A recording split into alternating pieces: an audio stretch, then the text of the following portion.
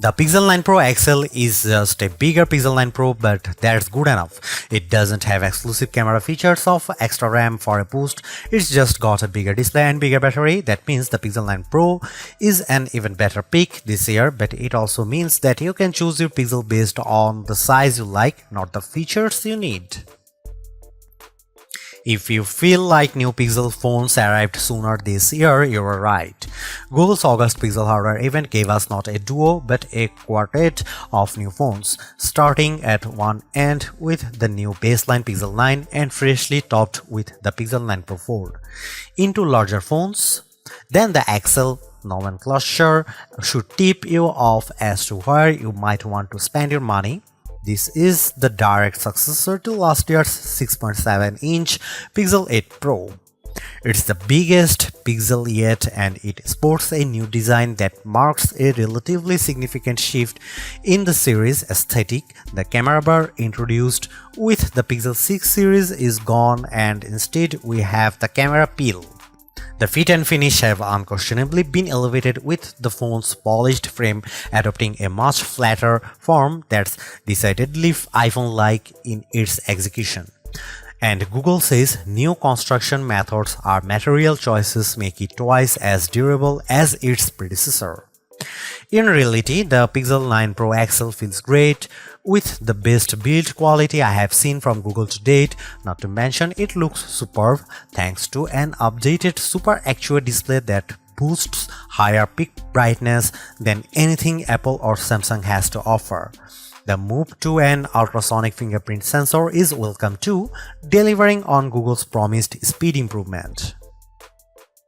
The same 7-year commitment to OS and security updates helps the Pixel 9 series stand apart from rivals from Apple and Motorola. The phone's earlier than usual arrival in the calendar year means that this is the first generation of Pixel in a long time that doesn't debut with a new build of Android.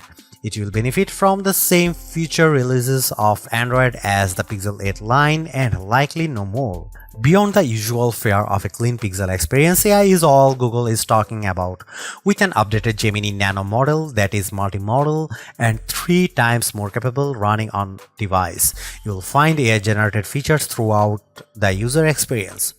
Most notably, there are 3 new apps to play with: a new weather app that's richer and more customizable with AI-generated weather reports, a new screenshots app that, as well as helping organize your captures, allows for semantic search, and Pixel Studio, which allows for on-device text-to-image generative AI that Google pitches as a new creative tool. Feel free to reconcile your feelings about using AI-generated imagery in your own time. The cost of the Pixel 9 Pro and Pro XL also includes a year's access to Google One AI Premium with Gemini Advanced and its new Gemini Live feature. Gemini Live is a decidedly ChatGPT 4-like conversational experience with Google's off-device AI.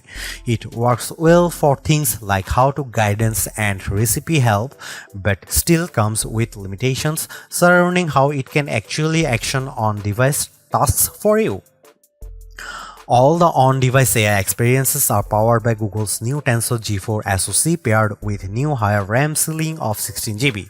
Previous Pixels already felt fast in day-to-day use, but existing users will notice speed improvements for things like image processing and app load times, even if these gains are seemingly slight. Benchmarks only put the Tensor G4 about 10% ahead of G3 in terms of CPU performance, with more noticeable graphical gains and, of course, NPU gains for AI tasks. The other big aspect of any modern AI-enhanced Pixel phone is the camera experience. The hardware looks for the most part similar to the Pixel 8 Pro, albeit with a much higher resolution selfie snapper with a tweaked ultrawide on the back. However, Google claims to have reworked its HDR Plus pipeline end-to-end, meaning more true-to-life imagery. In daylight, I had few complaints, and the Pixel 9 Pro delivers great detail and accurate colors and with dynamic range. Night sight ensures low light shooting is almost always rescued from unusable to usable, even if it can still be a little heavy-handed in its post-processing. The expansion of that HDR Plus pipeline to panoramas means much better results, especially as night sight is now supported here too, although I do wonder whether this upgrade will simply manifest as a feature drop update for previous Pixel models in the near future. Another Pixel 9 Pro exclusive is Video Boost, which can now scale 4K footage up to 8K and proves particularly useful when zooming up on the phone's 20x limit. There's another side to the imaging experience on recent Pixel's Magic Editor. Beyond moving elements around in a shot of turning a blue sky to golden hour, the new Reimagine button lets you enter text to generate completely new elements in a shot. It's unquestionably fun and creative, but it also throws out any semblance of authenticity to shots you have captured yourself. Unlike the Samsung, there is no AI watermarking going on with edited images either. Although that Tensor G4 chipset doesn't mark a huge leap forward in raw horsepower, it certainly has helped with power efficiency, with the Pixel 9 Pro XL serving up almost 70% more screen on time compared to the Pixel 8 Pro. The jump from 30W to 37W wired fast charging speeds in a small but welcome bump too, although it looks like you'll have to grab Google's 45W charger for the absolute quickest recharge times based on my testing with similar chargers. Perhaps the biggest benefits with the Pixel 9 Pro line offers is that beyond the XL's larger screen and physically bigger battery, there is no compromise across both sizes. If you are happy with the premium, the Pixel 9 Pro XL is the most unapologetic, bombastic Pixel experience you can have right now outside of foldable land. Even if the jump from the Pixel 8 Pro isn't as significant as I would have liked, and it feels like this is more a means for Google to cultivate new Gemini Advanced subscribers, I can't help but appreciate the Pixel 9 Pro XL for being greater than the sum of its parts. It may only be just enough of an upgrade, but it is enough. While Google announced 4 phones at its August 2024 event, the standard Pixel 9 and Pixel 9 Pro XL are the two that hit the market first on August 2020. Meanwhile, the Pixel 9 Pro and 9 Pro Fold arrive on the scene September 4. In the UK, you can pick up the Pixel 9 Pro XL with double the storage at no extra charge on purchases made from September 5. US buyers can nab $200 in-store credit if ordering before August 28, and Australian buyers can pick up a limited edition poster with purchases made before August 25.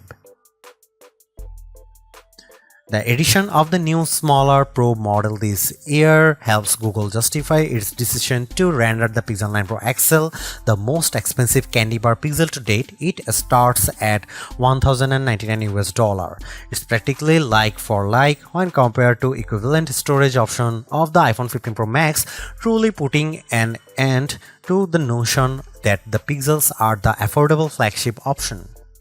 For the asking price, you also get a year's access to Google One AI Premium 2TB plan, which, as well as granting access to Gemini Advanced and Gemini Live, includes more general Google benefits like Fitbit Premium Access, Nest Air, 10% back on Google Store purchases, and unlimited Magic Editor saves in Google Photos. Should you buy the Google Pixel 9 Pro XL? Buy it if you want the richest mobile AI experience. Samsung's Galaxy AI is great, but Google's execution with Gemini Advanced is easier, richer, and more fun to use.